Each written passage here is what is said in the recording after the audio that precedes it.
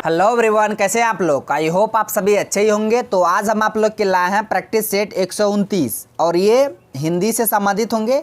तो आज हम हिंदी के प्रत्येक टॉपिक से एक एक प्रश्न को लेकर आए हैं जो आपके एग्जाम के लिए बहुत ही ज़्यादा इंपॉर्टेंट होंगे। आज हम हिंदी बुक से भी संबंधित प्रश्न को लेकर आए हैं और व्याकरण से भी संबंधित प्रश्न होंगे और इन सभी प्रश्नों को हम बिल्कुल कॉन्सेप्ट के साथ समझेंगे। तो आप लोग वीडियो के अंत तक बने रहिएगा। पहला प्रश्न आप सभी के लिए है। ये प्रश्न प्रीवियस ईयर में पूछा गया है बिहार सिविल कोड के ही एग्जाम में। ठीक है, प्रश्न है कि निम्नलिखित में से सबसे पहले अपनी आत्मकथा ऑटोबायोग्राफी हिंदी में किसने लिखी थी। मोस्ट वीवीआई क्वेश्चन है। ये प्रश्न पूछा गया प्रीवियस ईयर में। ठीक है, क्वेश्चन में कह रहा है कि निम्नलिखित में से सबसे पहले अपनी आत्मकथा जो है ऑटोबायोग्राफी हिंदी में लिखा था सबसे पहले किसने। ऑप्शन में दे रखा है डॉक्टर राजेंद्र प्रसाद, श्याम सुंदर दास, जवाहरलाल नेहरू, सेठ गोविंद दास। तो इसका करेक्ट आंसर जो होगा ऑप्शन ए हो जाएगा। डॉक्टर राजेंद्र प्रसाद, इन्होंने अपनी आत्मकथा हिंदी में लिखी थी सबसे पहले। इसको आपको याद रखना है। और ये भारत के प्रथम राष्ट्रपति भी थे। कौन? डॉक्टर राजेंद्र प्रसाद। इसके अलावा इसके महत्वपूर्ण रचना है उसे भी देख लीजिए। बहुत बार एग्जाम में पूछा जाता है कि गांधी जी की देन, गांधी जी की देन ये रचना है डॉक्टर राजेंद्र प्रसाद का। इसके अलावा है मेरी आत्मकथा, मेरी आत्मकथा, सब रचना लिखा रहे हैं डॉक्टर राजेंद्र प्रसाद के। ठीक है, इसके अलावा मेरी यूरोप यात्रा, मेरी यूरोप यात्रा। इसके बाद हो गया गांधी जी के दिन, हाँ, भारतीय शिक्षा, भारतीय शिक्षा। ये सभी रचना किसके हैं? डॉक्टर राजेंद्र प्रसाद के। कौन कौन? गांधी जी के देन, मेरी आत्मकथा, मेरी यात्रा यूरोप, भारतीय शिक्षा। और इन्होंने ही सबसे पहले अपनी आत्मकथा हिंदी भाषा में लिखा था। सारे प्रश्नों को आपको याद रखना होगा इस क्वेश्चन से रिलेटेड। अब बढ़ते हैं अगले प्रश्न की ओर। प्रश्न है कबीर दास की भाषा कौन सी थी। ये भी प्रश्न पूछा गया प्रीवियस ईयर में बिहार सिविल कोड के एग्जाम में कि कबीर दास जो थे इसकी भाषा कौन सी थी। ऑप्शन में दिया खड़ी बोली, ब्रज, सधुकड़ी, कन्नौजी। तो इसका करेक्ट आंसर ऑप्शन सी हो जाएगा, सधुकड़ी। सधुकड़ी ये कबीर दास की भाषा थी। और सधुकड़ी ये नाम किसने दिया था? तो बता दे, कबीर दास की जो भाषा है सधुकड़ी, ये नाम किसने दिया था? तो रामचंद्र शुक्ल ने यह नाम दिया था कबीर दास की भाषा का, सधुकड़ी। याद रखिएगा। और कबीर दास का एक बहुत ही इंपॉर्टेंट रचना है बीजक। बीजक किसकी रचना है? कबीर दास के। बहुत बार एग्जाम में पूछा गया बीजक किसकी रचना है? कबीर दास के। नेक्स्ट है कि तितली किसकी रचना है। यह भी प्रीवियस ईयर में पूछा गया है। तितली किसकी रचना है? बुक से देखिए ऐसे प्रश्न पूछे जाते हैं। व्याकरण से तो कैसे पूछे जाते तो पता ही है, लेकिन बुक से कैसे कैसे प्रश्न पूछे जाते हैं और कहाँ कहाँ से, वो आप लोग खुद देख लीजिए। तितली है ये किसकी रचना है?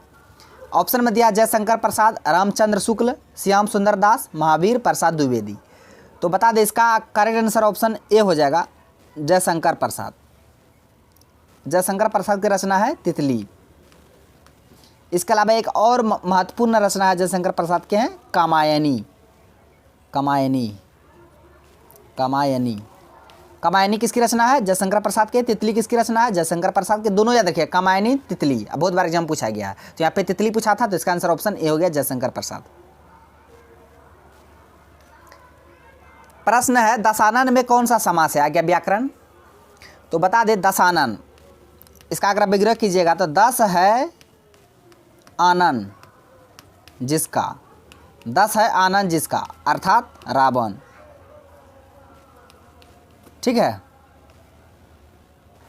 तो याद रखिएगा 10 है आनंद जिसका, अर्थात क्या हो जाएगा? रावण। तो इसका आंसर ऑप्शन ए हो जाएगा, बहुव्रीहि समास। दशानन कैसा समास है? बहुव्रीहि समास है।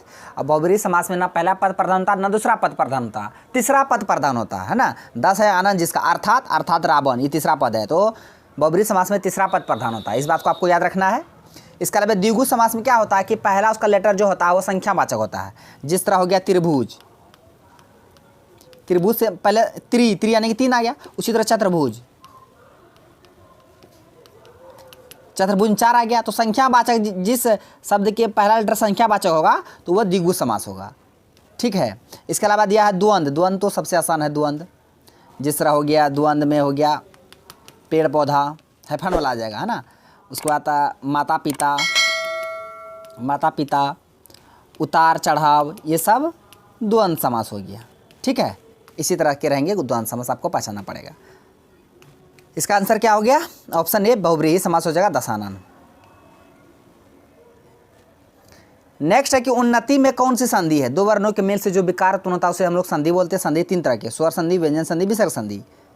ठीक है, तो आपको बताना उन्नति में कौन सी संधि है। तो पहले इसका अगर संधि विच्छेद करेंगे तो उत जोड़ उत धन क्या हो जाएगा? उत धन नति, उत धन नति हो जाएगा उन्नति। यहाँ पे हलंत आया, हलंत आगे दिए व्यंजन संधि हो जाएगा। कौन सी संधि?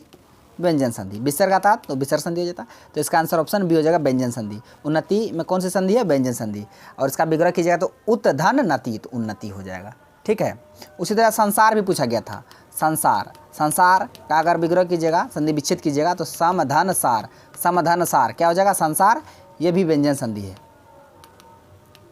किस संधि है? व्यंजन संधि है। ठीक है, तो आप याद रखिएगा। कभी कभी स्वर संधि के भेद से भी पूछ लेते हो। संधि के तीन भेद, स्वर, व्यंजन, विसर्ग, लेकिन स्वर संधि के कितने भेद? स्वर संधि बता दें हम, 5 भेद होता है। पहला दीर्घ संधि, गुण संधि,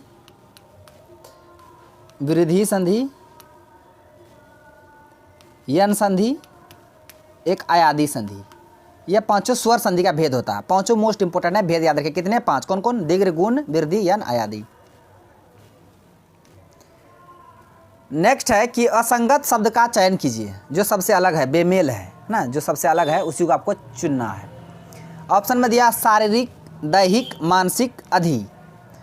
तो बता दें इसका करेक्ट आंसर जो होगा ऑप्शन डी हो जाएगा अधि। अधि ये सबसे अलग है। बाकी शारीरिक, दैहिक, मानसिक, ये जो है शारीरिक, दैहिक, मानसिक, ये जो है मनुष्य के शरीर, यह मनुष्य के शरीर या मन से रिलेटेड से संबंधित विशेषण है। कौन कौन? शारीरिक, दैहिक, मानसिक, ये तीनों एक जैसा है। मनुष्य के शरीर या मन से संबंधित विशेषण है, लेकिन अधि, ये अधि सबसे अलग है। आपको अलग ही चुनना था, असंगत को चुनना था। तो इसका आंसर ऑप्शन डी हो जाएगा अधि। आइए बता दें, और जो शारीरिक वर्ड है, शारीरिक था, दैहिक था, मानसिक था। अगर ऐसा वर्ड आएगा तब पूछा इन तीनों में प्रत्यय क्या है, तो सब में इक प्रत्यय है। कौन सा प्रत्यय है? इक प्रत्यय है, आप याद रखिएगा। जैसे शारीरिक इक आया, दैहिक इक आया, मानसिक इक आया, तो ये तीनों शब्द में इक प्रत्यय है ना। प्रत्यय किसे कहेंगे?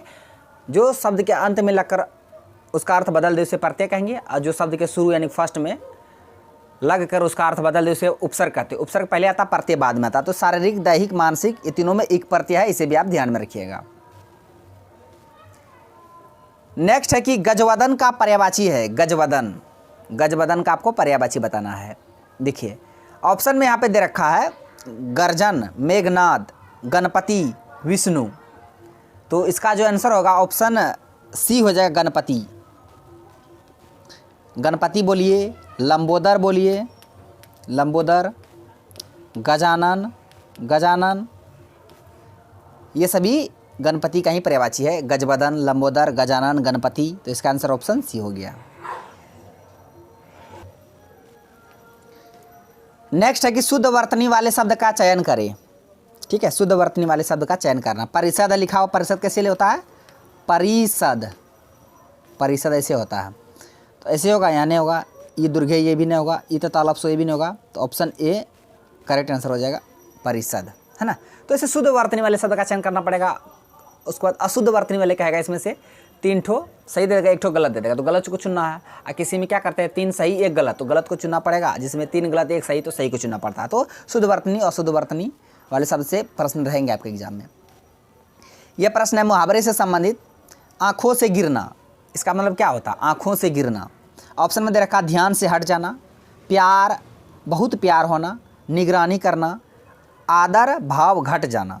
आँख से गिरना, ध्यान से हट जाना ही तो नहीं होगा। बहुत प्यार, प्यार मिलेंगे कहाँ? निगरानी, तो निगरानी का ऑप्शन डी हो जाएगा इसका करेक्ट आंसर, आदर भाव घट जाना। या तो इसको बोल सकते हैं कि सम्मान खो देना, है ना, सम्मान खो देना। आंखों से गिरना यानी कि सम्मान खो दिया, तब ना उसके आंखों से गिर गया। तो आंखों से गिरना यानी कि सम्मान खोदना, यानी तो आदर भाव का घट जाना, एक ही बात है। तो इसका आंसर ऑप्शन डी हो गया। नेक्स्ट है कि लाल किला एक डॉट डॉट इमारत है, पौराणिक इमारत है, सामाजिक इमारत है, ऐतिहासिक इमारत है या काल्पनिक इमारत है। तो बता दें लाल किला, इसको अंग्रेजी में बोलते हैं रेड फोर्ट। क्या बोलते हैं? Red fort. ये कहाँ पे है? नई दिल्ली में। और ये एक ऐतिहासिक है, हिस्टोरिकल बिल्डिंग है, ऐतिहासिक इमारतें हैं, ठीक है। पौराणिक नहीं होगा, सामाजिक भी नहीं होगा, काल्पनिक भी होगा, ये ऐतिहासिक इमारत है। इसका आंसर ऑप्शन सी हो जाएगा। लाल किला एक ऐतिहासिक इमारत है। लाल किला का निर्माण किसने किया था? कुतुबुद्दीन ऐबक। यहाँ जीके भी देख लीजिए। लाल किला का निर्माण किसने कार्य शुरू किया था? कुतुबुद्दीन ऐबक। ये मोहम्मद गौरी का गुलाम था। और लाल किला का निर्माण कार्य को पूरा किया था, सॉरी, लाल किला का निर्माण इन्होंने नहीं किया था। लाल किला का निर्माण तो आज शाहजहाँ के शासनकाल में हुआ था, शाहजहाँ, ठीक है। हम तो घुस गए कुतुब मीनार में तो कोई बात नहीं है, यहाँ लिख देते हैं कुतुब मीनार, ठीक है। तो कुतुब मीनार का निर्माण कुतुबुद्दीन ऐबक के द्वारा किया गया था कार्य, लेकिन इसको पूरा किया था किसके द्वारा? इल्तुतमिश के द्वारा। इल्तुतमिश का दामाद थे, किसका? कुतुबुद्दीन ऐबक का। इसके द्वारा कुतुब मीनार के कार्य को पूरा किया गया था। ये भी कहाँ है? न्यू दिल्ली में। हम आप बोल दिए थे, मतलब कुतुबुद्दीन ऐबक नहीं, याद रखिएगा। लाल किला शाहजहाँ के शासनकाल में शाहजहाँ ने बनवाए थे लाल किला, और जो कुतुब मीनार थे कुतुबुद्दीन ऐबक थे। आगे ये लास्ट प्रश्न है आज का। इस प्रश्न का आंसर को आप लोग को कमेंट बॉक्स में देना है, ठीक है। प्रश्न है अष्टाध्यायी किसकी रचना है? बहुत इंपॉर्टेंट है, बहुत बार एग्जाम में पूछा गया। अष्टाध्यायी किसकी रचना है? पाणिनि के हैं, प्रेमचंद के हैं, या वेद व्यास के हैं, या वाल्मीकि के हैं? जिसका भी है इसका आंसर को आप लोग को कमेंट बॉक्स में देना है। तो फ्रेंड्स, आज का प्रश्न बस यहीं तक था। सारे प्रश्नों को हम बिल्कुल कॉन्सेप्ट के साथ बता दिए। आई होप आपको वीडियो पसंद आया होगा। यदि वीडियो पसंद आया तो मेरा वीडियो को लाइक कीजिए तथा मेरा यूट्यूब चैनल करजी जैसा डा को सब्सक्राइब करें और बेल आइकन को भी हिट कर दीजिए, ताकि हर एक लेटेस्ट वीडियो का नोटिफिकेशन तुरंत आप तक पहुँच जाए। थैंक्स फॉर वॉचिंग वीडियो, धन्यवाद। अब मिलते हैं नेक्स्ट वीडियो में नेक्स्ट टॉपिक के साथ। तब तक के लिए जय हिंद।